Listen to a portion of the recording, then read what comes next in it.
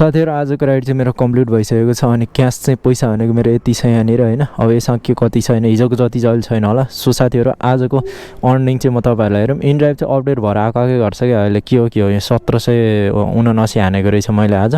अब तपाईहरुले डिल नगरिकन म क्यास पनि गनेर देखाउँछु। 500 6 7 8 9 10 के भएको यो पैसा गर्नु नआए जस्तो भइरहेछ।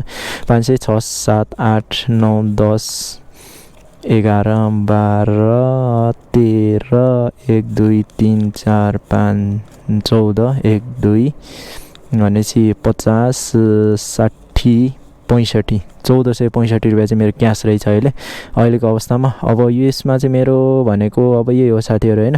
क्यास पैसा भनेको अब यसमा मैले हिसाब गर्न निकाल्दाखेरि चाहिँ मेरो कति चाहिँ आज चाहिँ प्रफिट भएको छ मलाई फाइदा भएको छ भन्दाखेरि चाहिँ तपाईहरुलाई म टक्क क्याल्कुलेटरतिर गएर सर्लको म देखाइहाल्छु हैन साथीहरु। अब चाहिँ यहाँनिर हेर्दिम हैन मेरो 1779 माइनस 500 रुपैयाँको तेल गइहाल्यो। कमिसन कटाइसकेपछि पैसा माइनस। अनि मैले अब अरु के भन्दा खाना चाहिँ भनेपछि मेरो कति भयो भन्दाखेरि 200 रुपैयाँ भनेपछि मेरो 1079 चाहिँ मेरो आजको प्रफिट रहेछ। यही हो साथीहरु।